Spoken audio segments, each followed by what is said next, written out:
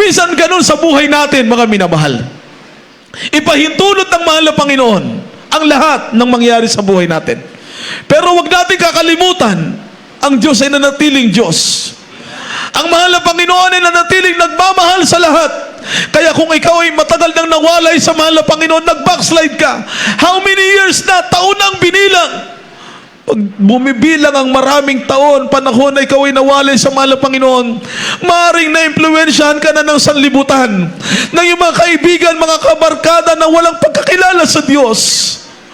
At minsan, hindi mo maramdaman ang mahal na Panginoon. Sa pangungulila mo, sa pag-iisa mo, naiisip mo, ako'y mananampalataya. Minsan ako'y naging isang Kristiyano. Minsan ako nakasalarsam sa buhay ko. Ang masaganang pagpapala na galing sa Diyos. Kaya minsan ipahintulot ng mahal na Panginoon.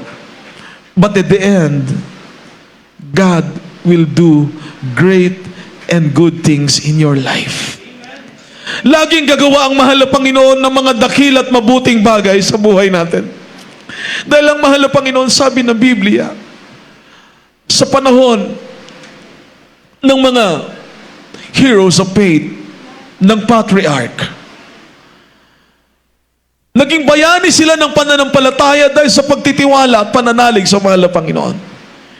Isipin niyo sa panahon ni Daniel, sino mga minamahal ang maglalakas loob na labanan yung batas na ang kapalit ay kamatayan? Everybody shout, praise the Lord. Everybody shout, amen. There is no man in Babylon na manalangin sa ibang Diyos maliban sa ipinatayo, maminamahal, ni Haring Nabucodonosor. Si Daniel na matapat sa Diyos, hindi siya natakot sa banta na ihagis ka doon sa yungib ng leon, in lion's den. So kahit na may banta, nagpatuloy pa rin siya. Nanalangin pa rin siya. Yun ang ibig na makita ng mahal na Panginoon, na huwag tayong manghinawa na gumawa ng mabuti sa harap ng ating mahal na Panginoon. Patuloy kang manalangin sa Diyos. Patuloy mo kausapin ang mahal na Panginoon. Hindi lang sa panahon na ikaw ay nasa trials, sa panahon man ng pagpapala, ano man ang dumarating sa buhay natin, mga minamahal, lagi kang manalangin sa Diyos. Lagi mo kausapin ang ating mahal na Panginoon. Everybody shout, praise the Lord. Mga minamahal, sabi nga ng Bible study ng ating beloved Mama Dear, mga kapatiran, siguro napanood niyo po, mga minamahal, pag may mga trials, may mga pagsubok sa buhay nila na hindi na makaya, kumbaga yung on fire na paglilingkod sa Diyos, ibinubuhos talaga. Pero pag maraming blessing, maraming pagpapala, mga minamahal, kumpleto na, wala ka nang hahanapin pa, mga minamahal. Hindi na sila ganon ka-on fire. Kaya minsan ang trials nakakabuti, mga minamahal. Pero mapalad pa rin yung mga mananampalataya. Kahit na pinagpala na po sila ng mahal na Panginoon, grabing pagpapala sa kanila, mainit pa rin sila sa Diyos. Manampalataya sila sa mahal na Panginoon. May pagsubok man, may kahirapan man, hindi nagbabago kanilang pag-ibig sa mahal na Panginoon. Kasi po, gumagawa tayo para sa mahal na Panginoon. All for the glory of God. Nakikita ng mahal na Panginoon yung dedication ng bawat isa. Amen? Amen? Kaya nga, mga minamahal, kung isang kapatiran, sabi niya, mahal na Panginoon, salamat dahil meron akong 3 sasakyan. Eh, 2 lang naman sila ng member ng family. Kanino kaya yung isa? Amen? Everybody shout, praise the Lord. May 3 sasakyan, mga minamahal. Pero hindi maka-afford yung pangangailangan sa church. May sasakyan sila. May blessing. Pero yung heart for the ministry, hindi ganon kalaki. Kaya napakapalad ng ibang mga kapatiran, naglalakad sila. Walang sasakyan. Ngunit yung heart for the ministry, napakalaki ng pag-ibig nila para sa gawain ng mahal na Panginoon. Palakpakan natin lahat ang ating mahal na Panginoon.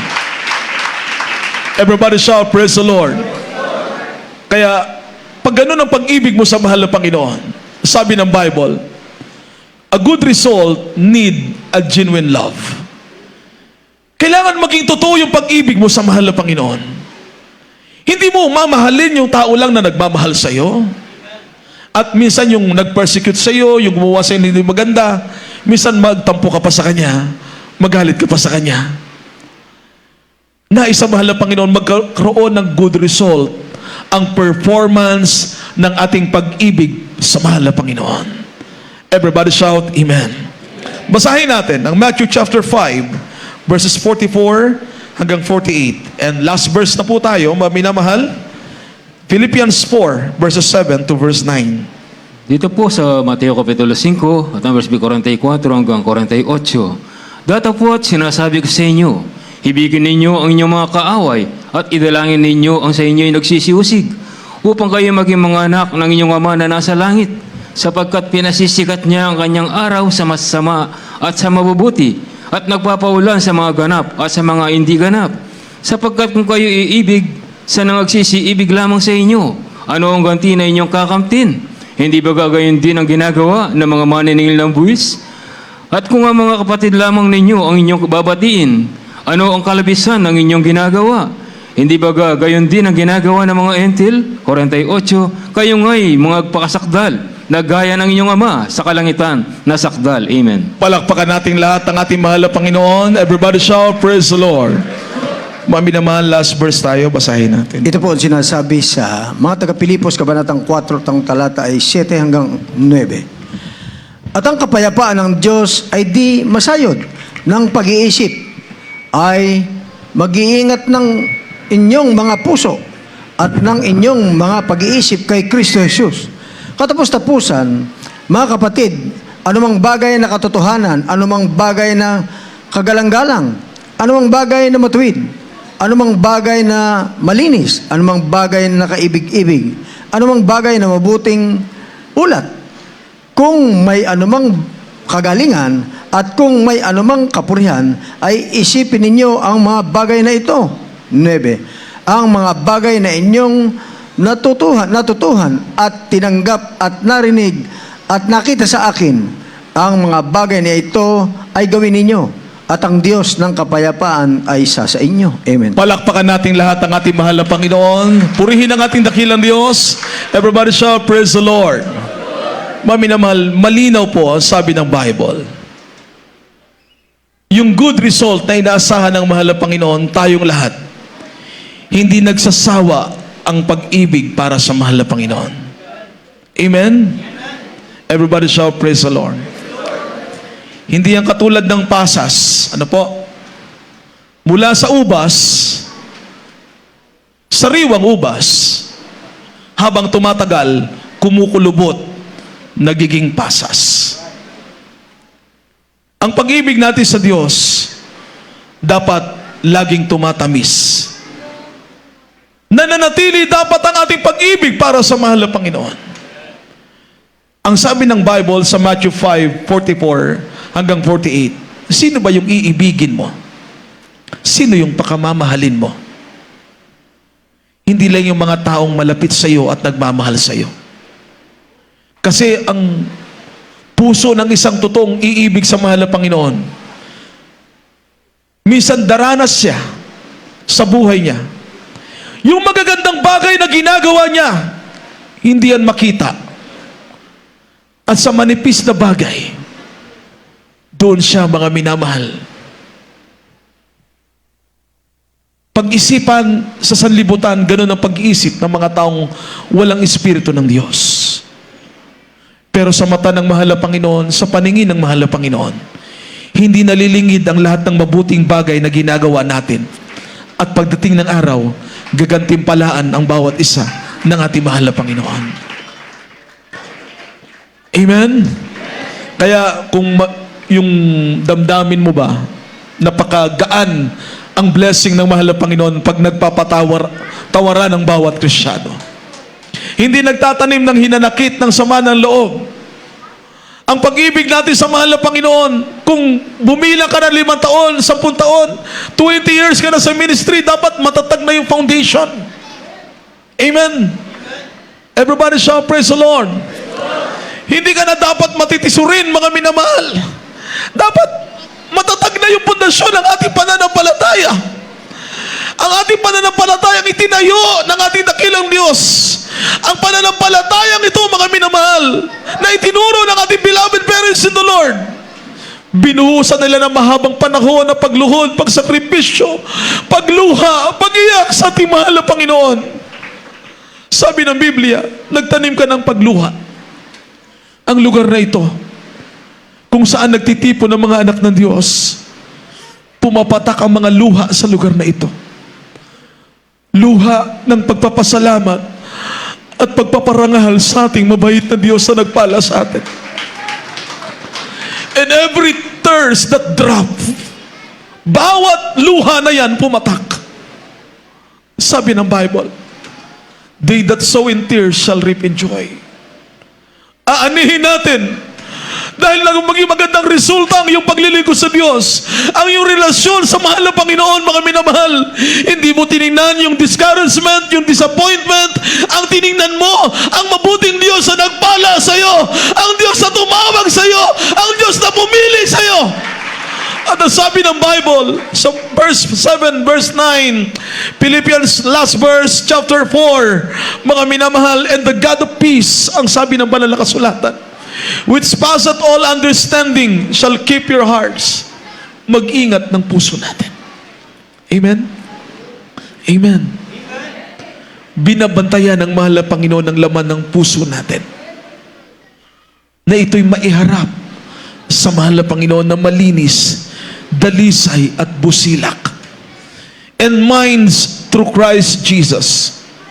Finally, brethren, whatsoever things are true, whatsoever things are honest. Tingnan niyo po, anumang bagay na totoo, anumang bagay na mabuti, whatsoever things are just, anumang bagay na matuwid, whatsoever things are pure, anumang bagay na malinis, whatsoever things are lovely, anumang bagay na kaibig-ibig, whatsoever things are of good report, anumang bagay na may mabuting ulat, if there be any virtue, if there be any praise, think on these things.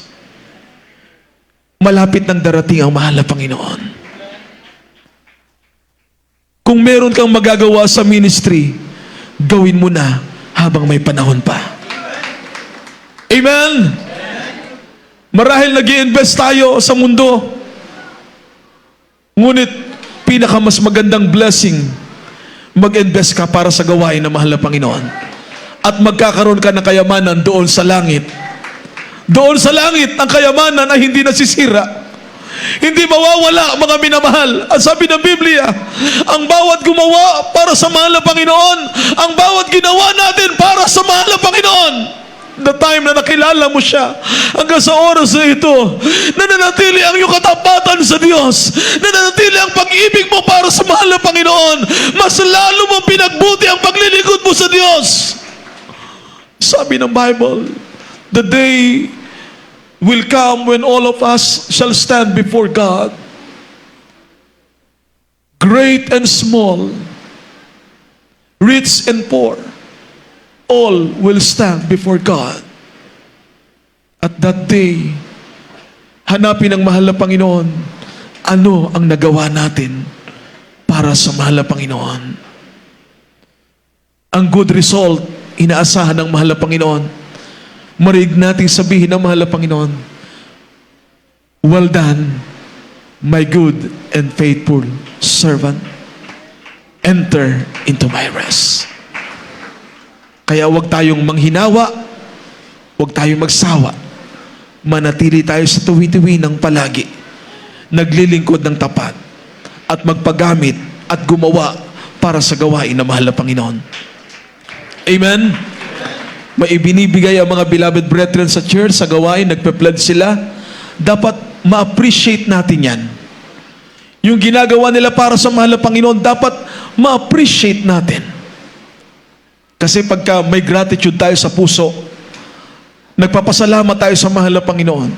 Kasi binigyan tayo ng mahal na Panginoon ng pusong marunong magpasalamat anuman ang nangyayari sa buhay natin. May trials man, thank you Lord. May persecution man, thank you Lord. Salamat pa rin, mahal na Panginoon. And after trials and persecution, the blessing of the Lord will follow and will come. Pasalamatan natin ang mahal na Panginoon. The goodness of God. Napakabuti ng ating mabait na Diyos. Sa kanyang kabutihan, kadakilaan sa ating mga buhay. Ang kahabagan ng mahal na Panginoon ay nanatili para sa atin. Sa mga tunay na umiibig sa mahal na Panginoon. Pasalamatan natin at parangalan ang ating mabait na Diyos. Amen.